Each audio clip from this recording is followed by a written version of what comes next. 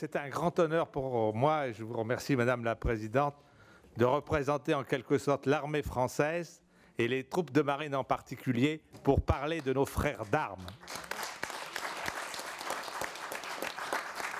Je ne suis pas général d'armée, je ne suis général de l'armée française, mais je ne suis que général de brigade, mais De Gaulle l'était aussi. Mais je suis aussi, et où j'ai été, lieutenant-colonel de l'armée sénégalaise, et c'est peut-être mon plus beau titre de gloire. J'ai été frère d'armes très tôt des Africains, d'abord à Saint-Cyr, en 1963, où nous avions 26 élèves officiers africains qui étaient mélangés dans les sections avec nous. Malheureusement, beaucoup sont décédés depuis, certains dans des conditions tragiques d'ailleurs. Beaucoup ont fait un beau chemin, hein, puisque Robert Gay, hein, ivoirien, malheureusement décédé, comme vous le savez, dans des circonstances. Également plusieurs ministres, 2 ministres béninois, Guézodjé et Hatchadé, malheureusement aussi décédés, un ministre mauritanien, et puis 2 malgaches aussi décédés malheureusement, dont Rabetran, qui a été le directeur de l'académie militaire d'Ansirapi. Voilà, donc très, dans ma section, il y avait Marcel Day, un Ivoirien, avec qui c'était un frère, hein, c'était un frère. Alors cette fraternité, j'avais choisi les troupes de marine, donc évidemment très orienté vers l'Afrique. Je l'ai connu au cabinet de Robert Gallet, hein, ministre de la Coopération, et donc avec lui, ou sans lui, ou en mission, j'ai pu découvrir le Togo, le Congo-Brazza, le Cameroun, le Zaïre à l'époque, hein, on appelait, c'était encore le Zaïre, et le Bénin. Ensuite, j'ai donc été à l'école de guerre et j'avais une section internationale et je me suis tout de suite porté volontaire pour être dans la section internationale où il y avait aussi de nombreux Africains, dont certains aussi ont eu une belle carrière. Je pense au général Gary, au Gabon, qui a été ministre, Tarnagda, décédé malheureusement aussi, qui a été ministre de la Haute-Volta, ministre de l'Intérieur de la Haute-Volta. Voilà, donc toutes mes amitiés africaines. J'ai continué lorsque j'étais délégué au patrimoine de l'armée de terre, puisque j'ai développé une coopération avec le Sénégal, de nouveau, avec le musée des forces armées.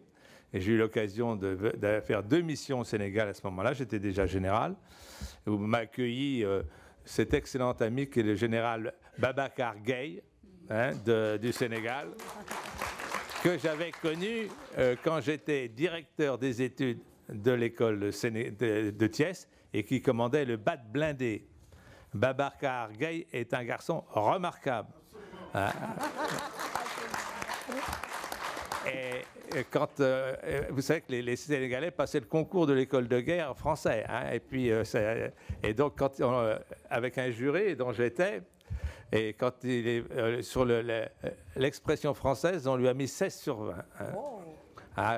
Oui, c'était extraordinaire, Babacar. Oui. Donc j'ai donc poursuivi lorsque j'étais avec donc le Sénégal, où je suis allé 2 fois, et on a monté ici une exposition sur la garde rouge, la garde républicaine à Paris, ce qui m'a valu d'être promu. J'avais déjà le Lion à la sortie. Maintenant, vous voyez, je suis commandeur et même officier des palmes académiques sénégalaises. Ah. Voilà donc toute mon histoire personnelle. Je m'excuse d'en avoir parlé pour illustrer mon propos. Voilà toute mon histoire personnelle avec l'Afrique.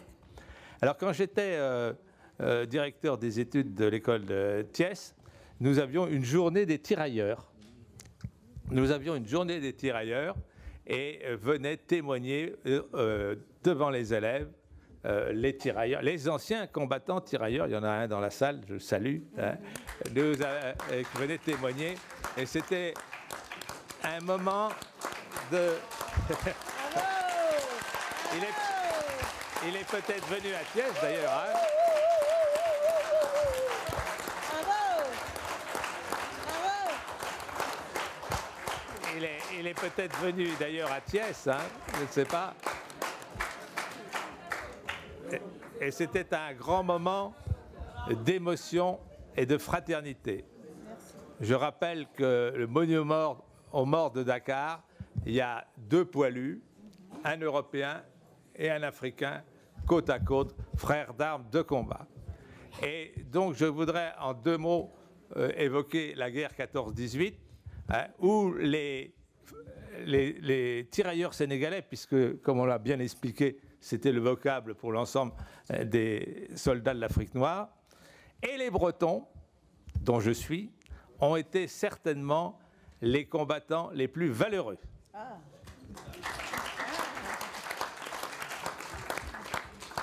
J'évoquerai aussi la Deuxième Guerre mondiale sur 2 points. Et en vous rappelant, ce n'est pas une anecdote, une histoire tragique qui s'est passée à la fin en juin 40, lorsque, après être vaillamment combattu, un bataillon de tirailleurs sénégalais a été fait prisonnier. Les Allemands, enfin c'était une compagnie, en l'occurrence c'est sur une compagnie. Les Allemands ont séparé le capitaine et les 4 lieutenants européens de leurs soldats, de leurs tirailleurs sénégalais, dans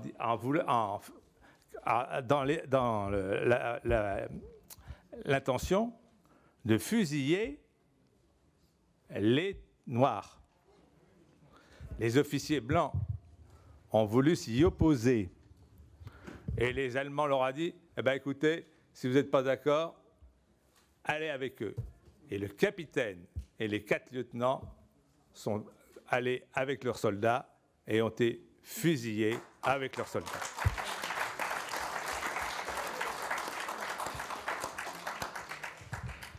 Et aussi, je vais vous parler d'une histoire qui me touche personnellement.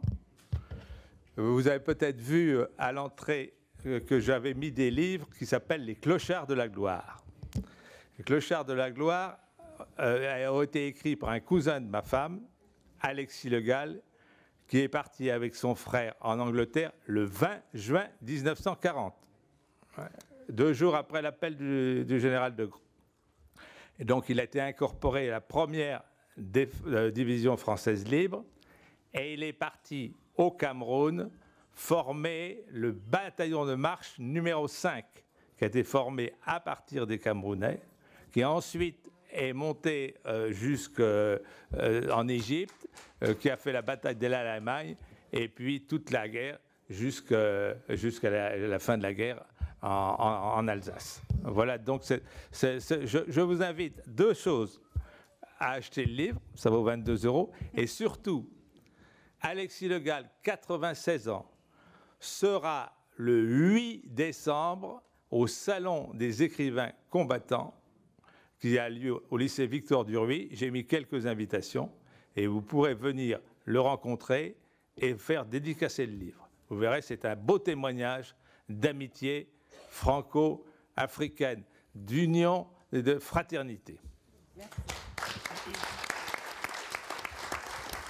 J'ai sans doute dépassé les 5 minutes, Madame la Présidente, je prie de vous excuser, mais je voulais porter ce témoignage d'amitié et de fraternité. Merci.